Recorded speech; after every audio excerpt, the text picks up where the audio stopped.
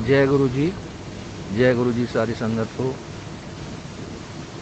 मैं पहली बार जब गुरु जी से मिला एम्पायर स्टेट में, तो मैं समझा कि वहाँ कथा वगैरह हो गया, खाना वाना मिलेगा। मुझे मेरा एक दोस्त लेके गया था।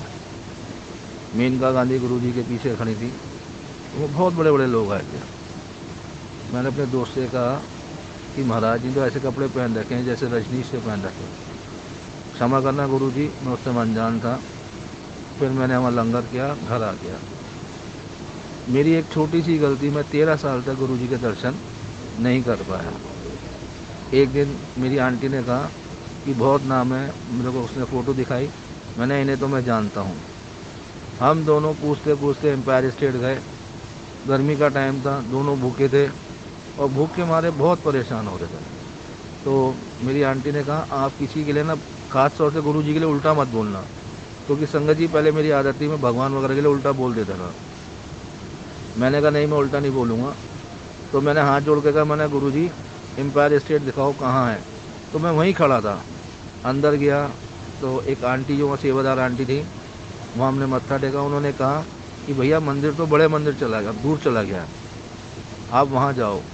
मैं जब वहाँ से चलने लगा, मैं और मेरी आंटी, तो उन्होंने हमें रोका कि अंकल आपके लिए प्रसाद है।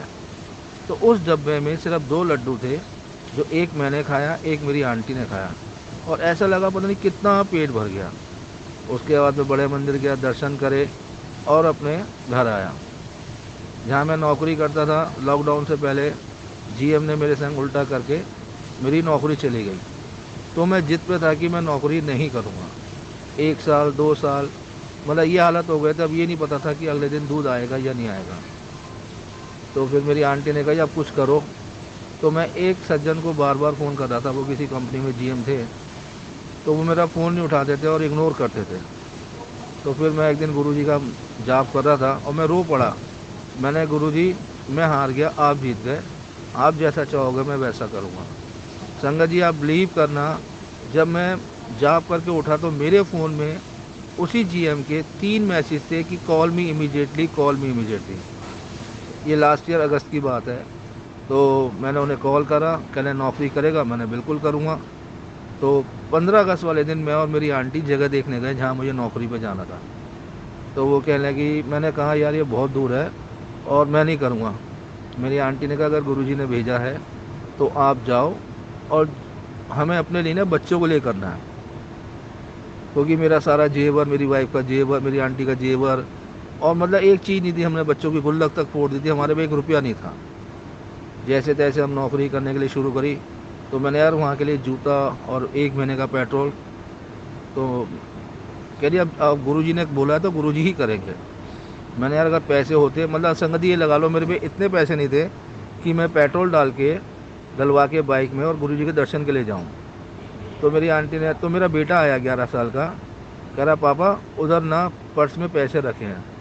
तो मेरी आंटी कह रही ये तो झूठ बोलता है, इसे पता तो कुछ होता नहीं, वो नकली नोट हैं। मैंने एक बार देख तो लो, क्या पता इसके मुँह से गुरुजी कह रहे हो। संगत जी आप बिलीव करना, जब मेरा बेटा वो पर्स ढूंढ के लाया, छोटा सा पाउच, उसके अंदर 500 के 10 नोट थे। जय गुरु जी।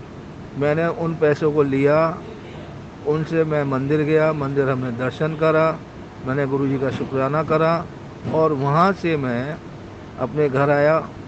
फिर मैंने 2 पैंटें ली 600 रुपये की। 3000 रुपये मेरे कैसे निकले पूरे महीने मुझे नहीं पता। और जब मेरे हाथ में पहली तनख्वाह आई तो मैंने बोला जय गुरु जी। यहाँ भी जहाँ मैं जॉब करता हूँ, शुरू में लोगों ने बहुत तंग करा, तो मेरा मन आया कि मैं यहाँ से छोड़ देता हूँ। तो यहाँ एक आंटी आती हैं, वो कॉन्ट्रैक्टर हैं, वो भी गुरुजी को मानती हैं।